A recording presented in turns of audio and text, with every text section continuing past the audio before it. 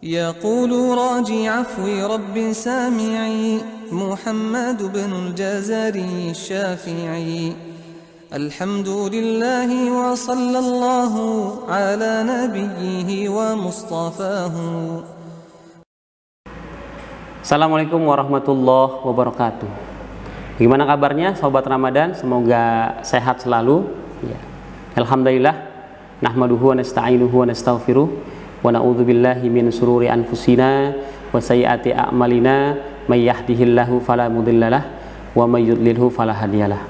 Asyhadu an la ilaha illallah wahdahu la syarikalah wa asyhadu anna sayyidana Muhammadan abduhu wa rasuluhu la nabiyya ba'dah. Tidak ada kata yang paling pantas kita ucapkan di setiap hembusan nafas kita, di setiap detik-detik kehidupan kita, melainkan puji syukur kita kehadirat Allah Subhanahu wa taala. Terkhusus nikmat iman, nikmat Islam dan kesehatan, dan tentunya nikmat yang hari ini yang amat sangat besar yang Allah berikan kepada kita, itu adalah nikmat di mana kita bisa masuk di bulan Ramadan, bulan yang mulia, dan ini tentunya suatu keberkahan yang Allah berikan kepada kita. Karena barang siapa yang masuk ke dalam Ramadan, kemudian dia memasukinya dengan penuh keimanan dan pengharapan atas ridha Allah Subhanahu wa taala, maka insya Allah dosa-dosanya yang telah lalu akan diampuni. Man shoma ramadhana imanan wa ihtisaban ghufira lahu ma taqaddama min dzambi. Salawat dan salam semoga selalu tercurah limpah kepada qudwah hasanah kita, baginda Nabi besar Muhammad sallallahu alaihi wasallam, kepada keluarga, sahabat, dan mudah-mudahan kita semua shaimin shaimat, mukminin mukminat mendapatkan rahmat dari Allah Subhanahu wa taala. Sobat Ramadan yang dimuliakan Allah Subhanahu wa taala dimanapun berada, dalam sebuah kitab yang berjudul Bustanul Waizin wa Riyadhus Shalihin karangan seorang imam besar, yakni Imam Ibnul Jauzi, di dalam bukunya menyebutkan bahwa ada keterkaitan yang sangat erat antara Ramadan dengan salah satu nabi kita yang mulia, yaitu Nabi Yusuf alaihi salam. Kata beliau di dalam bukunya, Nabi Yusuf alaihi salatu wassalam itu ibarat satu bulan dalam 12 bulan, yakni bulan Ramadan. Dan sedangkan 11 bulan yang lainnya diibaratkan saudara-saudaranya Yusuf. Maka kalau kita melihat perbandingan ini, tentu Nabi Yusuf alaihi salatu wassalam itu jauh lebih mulia dibandingkan saudara-saudaranya yang jumlahnya 11. Begitupun dengan Ramadan. Ramadan itu jauh lebih mulia dibandingkan dengan bulan-bulan yang lain. Maka sobat Ramadan dimuliakan Allah Subhanahu wa taala, sedikit mungkin saya akan bercerita tentang kisah Nabi Yusuf alaihi salatu wassalam. Kita sangat mengenal Nabi Yusuf, bahkan kita sering mendengar ceritanya bagaimana kemudian Nabi Yusuf alaihi salam itu seorang anak dari Nabi juga, yakni Nabi Yakub alaihi salatu wassalam, yang pada saat itu tinggal bersama 11 saudaranya. Dan tentunya dengan 11 saudaranya ini, Nabi Yusuf itu serasa hidup sendiri, serasa tidak punya saudara kandung. Kenapa? Karena saudara-saudaranya kemudian menjauhi Yusuf, menghina Yusuf, mencaci maki Yusuf, menzalimi Yusuf, seolah-olah Nabi Yusuf alaihi salatu wassalam itu hidup sendiri hanya dengan Nabi Yakub alaihi salam, yaitu ayahnya. Sobat Ramadan yang dirahmati Allah Subhanahu wa taala, singkat kisah, Nabi Yusuf suatu ketika pernah bermimpi. Di dalam mimpinya disebutkan bulan, bintang, dan makhluk-makhluk Allah yang lain kemudian bersujud kepada Yusuf alaihi salam. Lalu kemudian Nabi Yusuf menyampaikan berita tersebut, mimpi tersebut, kepada ayahandanya Nabi Yakub alaihi salam.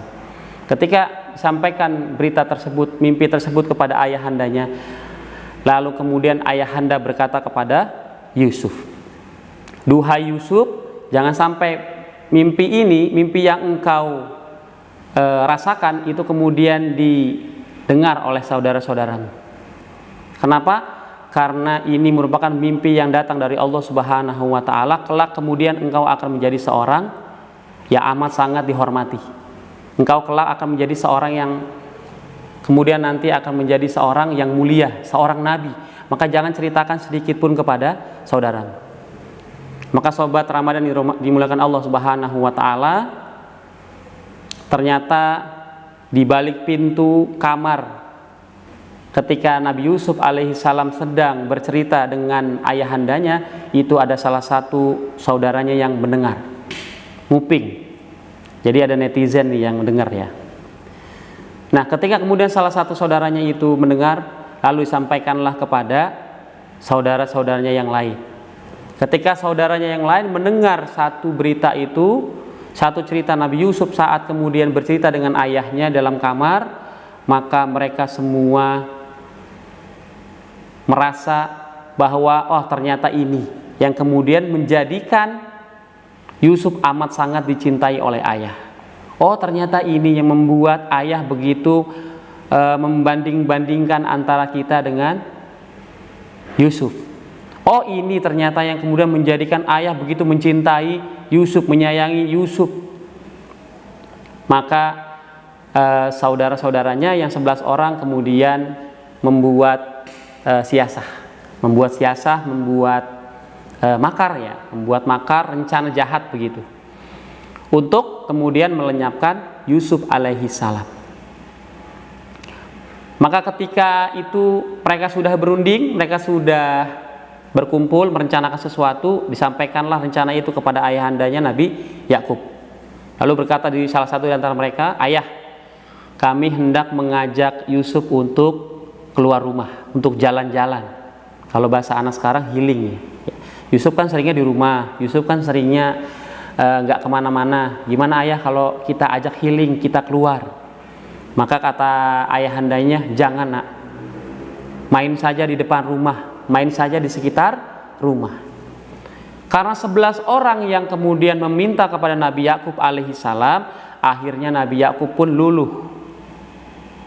Kemudian mengabulkan permintaan mereka untuk mengajak Nabi Yusuf alaihi salam itu pergi bermain keluar rumah, sambil kemudian memiliki perasaan khawatir terjadi sesuatu terhadap Yusuf alaihi salam, anaknya yang sangat dicintainya. Maka sobat Ramadan dimuliakan Allah Subhanahu wa taala, ketika itu waktunya tiba, Nabi Yusuf diajak oleh kakak-kakaknya, saudara-saudaranya yang berjumlah 11 itu ke sebuah hutan. Berjalan ke sebuah hutan, di hutan tersebut lalu kemudian mereka bermain-main, mereka sudah membuat rencana bahwa nanti mereka akan melemparkan Yusuf ke dalam sebuah sumur tua di tengah hutan, lalu kemudian pakaiannya akan diambil, lalu dicabik-cabik, dilumuri darah palsu, darah hewan ya. Dan seketika itu lalu kemudian Nabi Yusuf dicemplungkan, dimasukkan ke dalam sumur tua, lalu mereka berusaha untuk pulang, lalu kemudian pulang ke rumah dengan membawa pakaian yang sudah dicabik-cabik sendiri oleh mereka, saudara-saudara Yusuf, lalu dilumuri oleh darah palsu. Maka seketika sampai depan rumahnya Nabi Yakub alaihi salam, mereka berakting ya, untuk nangis berjamaah ya. Mereka nangis berjamaah, membuat rencana supaya mereka betul-betul cerita yang disampaikan itu betul-betul tidak mengarang, itu betul-betul terjadi oleh saudaranya Yusuf. Maka sampai depan rumah, ayah, mereka semua menangis. Ayah, telah terjadi sesuatu dengan Yusuf. Lalu ayahnya kemudian mendengar cerita mereka, apa yang terjadi dengan Yusuf? Yusuf ketika kami bermain, saat kita bermain asik bersama-sama, Yusuf tertinggal di belakang. Dan saat tertinggal di belakang, Yusuf kemudian saat kita kembali melihat Yusuf sudah dalam keadaan tercabik-cabik ayah, sudah dimakan hewan buas. Dan pakaiannya ini yang kami bawa, ini adalah pakaian Yusuf alaihi salam. Maka seketika itu Nabi Yakub alaihi salam terkulai lemas, hampir pingsan mendengar cerita yang datang dari saudara-saudara Yusuf. Teman-teman Ramadan yang dirahmati Allah Subhanahu wa taala, apakah penderitaan Yusuf sampai di situ? Tidak. Ketika Nabi Yusuf alaihissalam ada dalam sumur, maka lewatlah beberapa tajir Tajir itu pedagang teman-teman ya. Jadi lewat pedagang beberapa tajir yang hendak beristirahat, kemudian ambil air untuk minum melanjutkan perjalanan. Sampai kemudian di sumur tersebut, ketika pedagang ingin ambil air, ternyata ada yang mengganjal. Jadi saat ditimba itu ada yang mengganjal. Kok ada yang susah ya diangkat? Ternyata para pedagang itu melihat ada seorang laki-laki muda tampan, yaitu adalah Yusuf alaihissalam yang dicemplungkan oleh saudara-saudaranya. Bukannya alih-alih bukannya ditolong, tapi malah kemudian dilihat-lihat oleh para pedagang itu, wah ini anak tampan ini, ganteng, kece. Bahkan kalau misalnya anak-anak sekarang itu K-popers ya, K-popers lewat sama Nabi Yusuf. Karena kata para ulama, 80% kegantengan, ketampanan laki-laki dimiliki oleh Yusuf. 20% itu milik sisanya. Maka teman-teman yang dimuliakan Allah, khususnya laki-laki, kita ini itu 20%, sisa dari Nabi Yusuf alaihissalam. 80% kegantengan milik Yusuf sendiri ya. Teman-teman sobat yang dirahmati Allah Subhanahu wa taala, ketika Nabi Yusuf diangkat dari sumur oleh mereka para pedagang, dilihat-lihat ganteng, tampan, bersih, putih, muda. Bukannya ditolong dalam keadaan luka, dalam keadaan musibah, tetapi malah dibawa oleh orang-orang pedagang itu, oleh para tajir itu ke pasar, lalu kemudian dijual. Sobat Ramadan dimuliakan Allah Subhanahu wa taala, apakah penderitaan Nabi Yusuf sampai situ? Tidak. Ketika ada pembantu dari kerajaan Mesir pada saat itu kemudian berkeliling-keliling pasar, itu kemudian melihat ada budak yang hendak dijual, tampan, putih, bersih, muda. Dialah Yusuf. Lalu kemudian pembantu itu pun membeli atas perintah raja, kemudian membeli pembantu tersebut yang kemudian dia adalah seorang Yusuf. Dibawalah dia kemudian ke kerajaan untuk dijadikan pembantu. Sobat Ramadan dimuliakan Allah Subhanahu wa taala, apakah penderitaan Yusuf sampai di situ? Tidak. Sampai di kerajaan, maka Yusuf diperintahkan untuk menjadi seorang pembantu, seorang budak, diperintah-perintah, disuruh-suruh. Padahal dia kelak akan menjadi seorang nabinya Allah Subhanahu wa taala. Sampai suatu ketika di kisah yang sangat bagian part kisah Nabi Yusuf yang sangat masyhur, sangat terkenal, ketika Nabi Yusuf difitnah untuk melakukan hal yang tidak senonoh terhadap putri raja, yaitu putri Zulaikha. Ketika itu putri Zulaikha di dalam kamar itu kemudian memanggil Yusuf, Yusuf, aku butuh makanan. Yusuf, aku butuh minuman. Tolong ambilkan ke sini, antarkan ke kamarku. Begitu kata putri Zulaikha. Maka Yusuf pun ke belakang, ke dapur, kemudian mengambil makanan dan minuman. Sampai kemudian dibawa ke dalam kamar putri Zulaikha, lalu seketika pintu ditutup oleh pembantu yang sudah diperintahkan oleh putri Zulaikha. Teman-teman yang dirahmati Allah Subhanahu wa taala, mungkin buat sebagian teman-teman ada yang belum detil membaca sirahnya. Di sirah disebutkan bahwa kamar putri Zulaikha jumlahnya 10 pintu. Bayangin, pintu 1, pintu 2, pintu 3, pintu 4, sampai 10. Teman-teman gimana kira-kira kalau misalnya dalam keadaan terjepit seperti itu, kemudian diajak untuk berzina, 10 pintu? Ya, kalau kita mungkin bisa tutup sendiri. Tetapi kalau Yusuf alaihissalam itu kemudian ditutup oleh orang-orang yang sudah disuruh oleh putri Zulaikha. Ditutup pintunya rapat 10 pintu. Bayangkan, apakah Nabi Yusuf bisa kabur? Sulit rasanya karena 10 lapisan pintu. Maka seketika itu putri Zulaikha pun melancarkan keinginannya untuk kemudian berzina kepada Yusuf alaihis salam.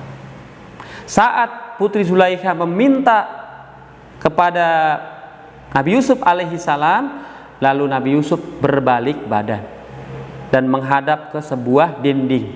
Teman-teman ada yang tahu? Saat Nabi Yusuf menghadap ke sebuah dinding, di dinding tersebut Nabi Yusuf kemudian melihat bayangan wajah ayahnya. Apa kata bayangan wajah ayahnya? Nabi Yusuf, hendaklah engkau takut kepada Allah Subhanahu wa taala. Maka itu pun yang kemudian dikatakan kepada putri Zulaikha, wahai Zulaikha, wahai putri raja, janganlah engkau kemudian berzina denganku, karena sejatinya Allah melihat apa yang kita lakukan. Meskipun engkau dan aku berada di satu tempat yang kemudian amat sangat tertutup. Teman-teman yang dirahmati Allah Subhanahu wa taala, kalau teman-teman boleh tahu, ya perlu tahu, Nabi Yusuf itu ketika diajak untuk melakukan zina itu memiliki keinginan manusiawi ya. Jadi kalau yang ngajak itu memang sudah ada keinginan, Nabi Yusuf yang diajak kemudian itu pun ada keinginan. Sebagaimana disampaikan dalam Al-Quran,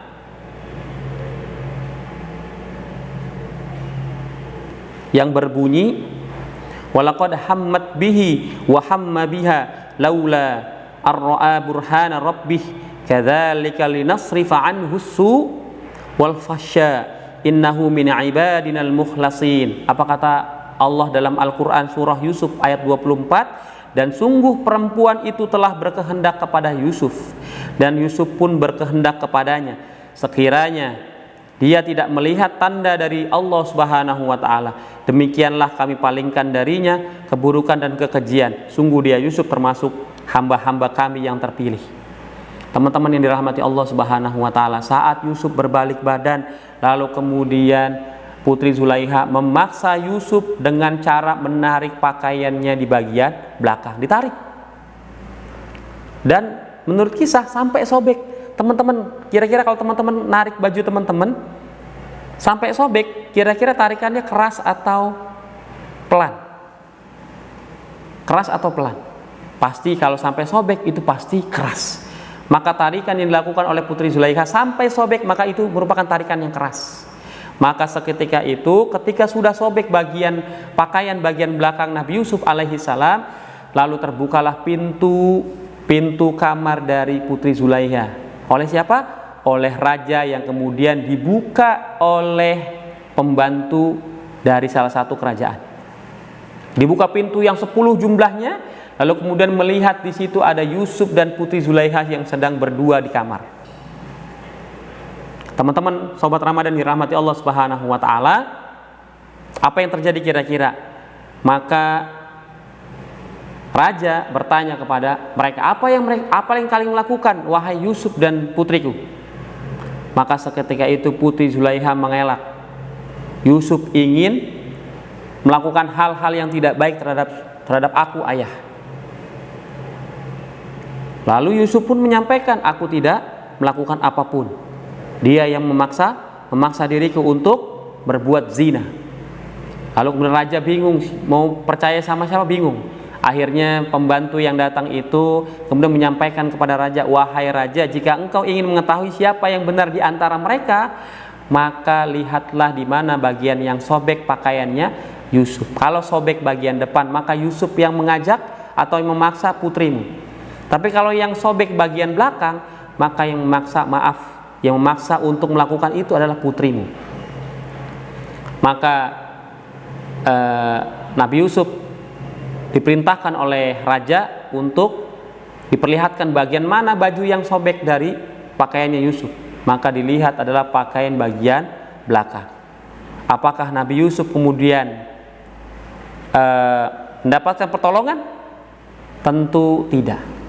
Maka Putri Zulaiha, karena dia anak seorang raja, lalu kemudian Nabi Yusuf yang kemudian dihukum oleh raja dan dimasukkan ke dalam penjara.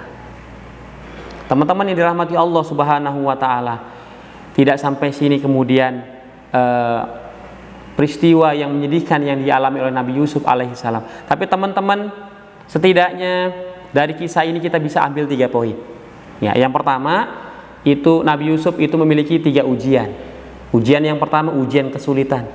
Bagaimana tidak sulit dia hidup dengan 11 saudaranya, tetapi seperti tidak memiliki saudara. Kenapa? Karena dia dicemooh oleh saudaranya, dia dihina oleh saudaranya, dia dizolimi oleh saudaranya, dia dijauhi oleh saudaranya. Maka begitu sulit perjuangan Yusuf. Maka teman-teman yang dirahmati Allah Subhanahu wa taala, hari ini kita di Ramadan sedang melakukan banyak hal-hal yang sifatnya terlihat sulit. Puasa itu sulit, tapi menjadi mudah karena kita lakukan secara berjamaah. Ya, tilawah itu sulit, baca Al-Quran sulit, tarawih itu juga sulit, berat, tetapi menjadi mudah ketika kita melakukannya di Ramadan. Kenapa? Karena kita lakukan secara berjamaah. Yang kedua, teman-teman Ramadan dirahmati Allah Subhanahu wa taala, ujian Yusuf yang kedua adalah ujian syahwat.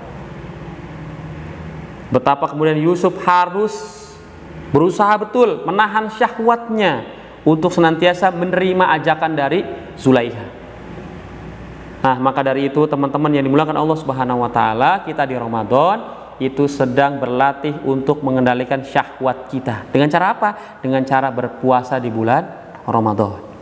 Yang ketiga, teman-teman yang dimuliakan Allah, ujian Nabi Yusuf adalah ujian kemarahan. Betapa tidak ketika Nabi Yusuf alaihi salatu wasalam itu masuk ke dalam penjara, singkat kisah dia diangkat menjadi seorang perdana menteri, lalu pulang ke rumah bertemu dengan Nabi Yakub dan 11 saudaranya, maka Nabi Yusuf itu kemudian memaafkan saudara-saudaranya. Apa kata Yusuf alaihi salatu wasalam ketika pulang ke rumah bertemu dengan 11 saudaranya? Maka diabadikan dalam Al-Quran surah Yusuf 92. A'udzu billahi minasy syaithanir rajim. Qala la tathriba 'alaikumul yawm. Yaghfirullahu lakum wa huwa arhamur rahimin. Apa kata Yusuf? Lalu Yusuf berkata kepada saudara-saudaranya, pada hari ini tidak ada cercaan terhadap kamu. Mudah-mudahan Allah mengampuni kamu dan Dia Maha Penyayang di antara para penyayang. Ini salah satu kesempurnaan pemberian maaf seseorang. Teman-teman yang dimuliakan Allah Subhanahu wa taala, kalau kita kemudian punya orang yang zolim sama kita, kita pernah dizolimi sama teman kita, kita pernah kemudian dicemooh, dicaci maki, dijahatin sama teman kita, kita bisa memberikan maaf? Bisa. Tetapi pemberian maaf plus ditambah dengan pengampunan, pemberian ampun, permohonan ampun kepada Allah Subhanahu wa taala, maka ini sesempurna pemberian maaf. Maka teman-teman yang dimuliakan Allah Subhanahu wa taala, sebagai penutup, mudah-mudahan di Ramadan ini kita bisa kemudian melewati semua ujian-ujian Ramadan layaknya Nabi Yusuf alaihi salatu wasalam yang diuji dengan kesulitan, diuji dengan syahwat, diuji dengan kemarahan. Ya, amin amin ya rabbal alamin. Terima kasih. Assalamualaikum warahmatullahi wabarakatuh.